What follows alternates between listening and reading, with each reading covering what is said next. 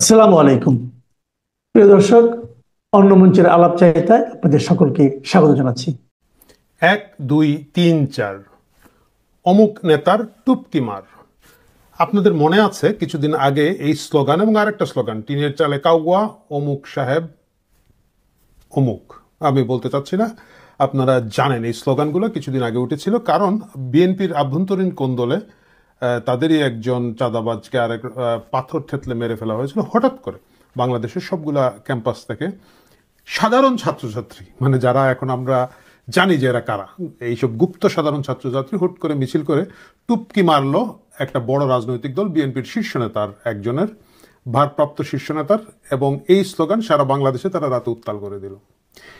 এই যে টুপকি মারার স্লোগানের কারণে যে প্যানিক, যে ভয়টা বিএনপি পেয়েছে, তারই ফলশ্রুতিতে ফজলুর রহমান সাহেব, যাকে বিএনপি নিজেরাই এখন ফজা পাগলা, ফজু পাগলা বলা শুরু করেছে, তার উপরে এই পরিণতিটা তৈরি হয়েছে।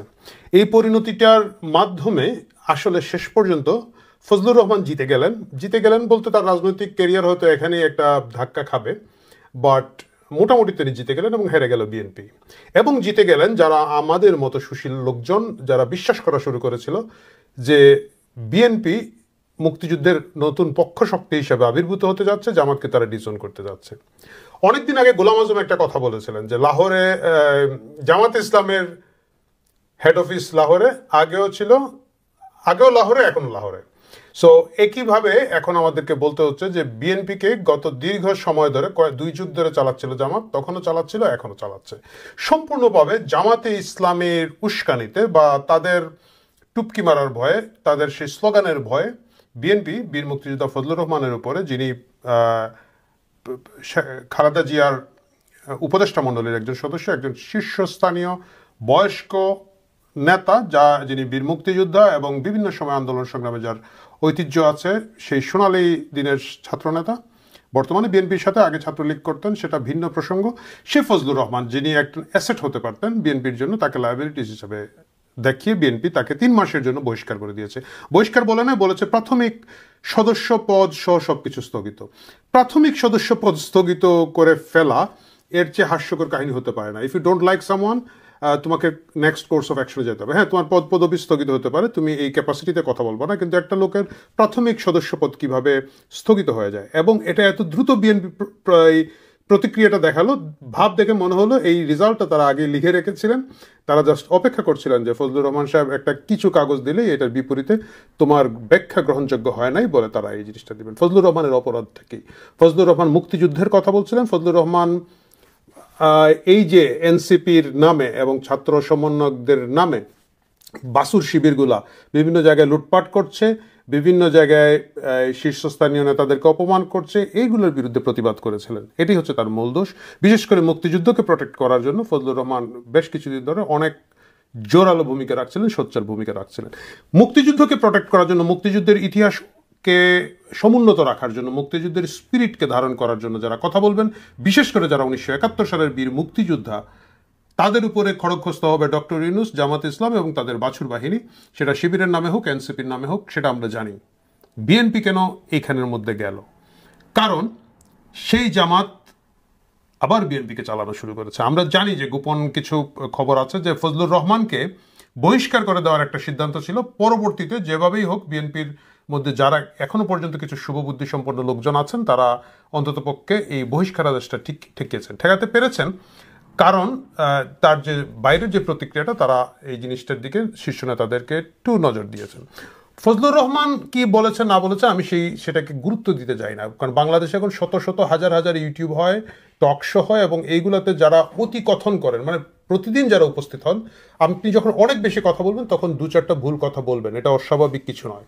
ফজলুর রহমান গত কয়েক মাস ধরে টানা প্রতিদিন প্রতি রাতেই একাধিক টেলিভিশন শো, ইউটিউব শোতে আমি ওনাকে দেখছিলাম, ধরেই নিতে পারি আমরা তিনি হয়তো একটা স্লিপ অফ টাং হয়েছে, উনি তো এটার ব্যাখ্যা দিয়েছেন। কিন্তু এতে যে পাবলিকের কোনো কিছু হয় নাই, এটা ফজলুর রহমানের বাসার সামনে মাত্র 7 থেকে 8 জন 10 জন লোকের একটা তথাকথিত মব 2 দিন ধরে নাটক করা দেখে বোঝা যাচ্ছে। যদি এটা একটা খুব সাধারণ মানুষ বিক্ষুব্ধ হতো, তাহলে একটা গণপ্রতিক্রিয়া হতো, বড় প্রতিক্রিয়া হতো। আমি ধরে নিতাম যে তখন বিএনপি হয়তো এটার উপরে নির্ভর করে বাধ্য হয়ে তাদের নেতাকে তারা প্রোটেক্ট করতে পারে না। কিন্তু মাত্র 8 থেকে 10 জন লোক, এর মধ্যে হচ্ছে আমি দেখলাম যে অল্প বয়সী 12-13 বছর বয়সের মাদ্রাসার তালবে ইলম 3-4 জন আছে, এবং 2-1টা তথাকথিত বাঘ ছাসের নারী কর্মীরা আছে। একজন নারী কর্মী দেখলাম বাইরে মাইক্রোফোন টাঙ্গিয়ে বলছেন, আমরা রাজাকার এসেছি, ফজলু তুই নিচে নেমে আয়।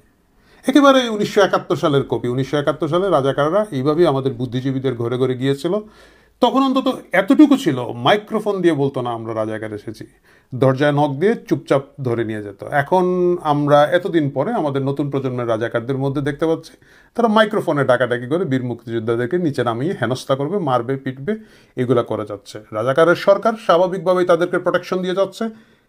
এই 8-10 জনের মধ্যে আমি জানি না আপনারা দেখেছেন কিনা, না লেখক মহিউদ্দিন মোহাম্মদ বলেছেন যে তার কাছে খবর আছে এদের মধ্যে বিশেষ করে নারী যাদেরকে নিয়ে আসা হয়েছিল তারা নাকি এইসব মব তৈরি করারই কন্ট্রাক্ট নিয়ে থাকেন। আমি এটা সত্য মিথ্যা জানি না।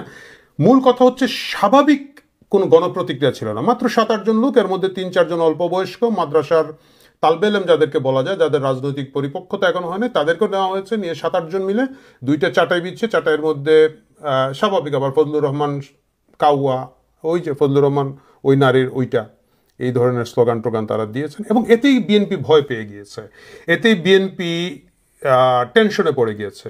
আদৌ কি তাই? বিএনপির মতো বড় সংগঠনকে এই 7-8 জনের মবকে ভয় পাওয়ার কথা? মোটেও না। মূল যে জিনিসটা হচ্ছে মুক্তিযুদ্ধের পক্ষে বিএনপির এক ধরনের সফট অবস্থান গত কিছুদিন ধরে আমরা দেখছিলাম, সেই অবস্থানটা উলঙ্গ হয়ে যাওয়া, সেই অবস্থানটা চ্যালেঞ্জের মুখে পড়ার ঘটনা ফজলুর রহমানের বিরুদ্ধে বিএনপির এত হার্শ, এত কঠোর অবস্থান নেওয়াটাই বোঝায়। আমি ধরে নিলাম ফজলুর রহমান 2-4টা যদি ভুল কথা বলেই থাকতেন তাকে সতর্ক করে দেওয়া যেত। আপনার এনসিপিতে দেখেন, এনসিপিতে কিন্তু একজন নেতা লাগাইতে যায়, লাগানোর চিঠি পাওয়ার পরে তার একটা শোকজ করা হয়, এটা ফেসবুকে করা হয়, এবং কিছুদিন পরে এটা উইথড্র করে দেওয়া হয়। কক্সবাজারে বেড়াতে যায়, কক্সবাজার কি কাজনে গিয়েছে আমি জানি না, তারা গুরুত্বপূর্ণ দিনে কক্সবাজারে যায়, ওইখানে একটা শোকজ নোটিশ মেরে দেয় এবং তারপরে তোলা হয়। রাজনীতিতে এইসব তামাশা চলতেই থাকে। বিএনপি হয়তো ফজলুর রহমানকে শোকজ নোটিশ দিয়েছিল, সেই শোকজ নোটিশের যে জবাব উনি দিয়েছেন আপনারা অনেকেই পড়েছেন অনলাইন, এটা বেশ বিশ্বাসযোগ্য, গ্রহণযোগ্য একটা জবাব। এটাকে কনসিডার করে বিএনপির উচিত ছিল হয় কোনো শাস্তিমূলক ব্যবস্থা না নেওয়া, নিলেও এটা সতর্কীকরণ টাইপের একটা হালকা ব্যবস্থা নেওয়া। কিন্তু বিএনপি সেই পথে হাঁটেনি। বিএনপি খুব জোরালো এবং শক্তভাবে একটা মেসেজ দিয়েছে, এবং এই মেসেজটা হচ্ছে, যাই করো ছাগল লাফায় খুঁটির জোরে, খুঁটির বাইরে যাওয়া যাবে না। খুঁটি কতটুকু? খুঁটি হচ্ছে জামাতে ইসলামের বিরুদ্ধে, রাজাকারদের বিরুদ্ধে, পাকিস্তানের বিরুদ্ধে বেশি উচ্চ কণ্ঠ হওয়া যাবে না, বেশি গলা তোলা যাবে না। যদি তোলা হয় তাহলে বিএনপি তাকে রাজনৈতিকভাবে মোকাবেলা করবে এবং হার্শভাবে মোকাবেলা করবে।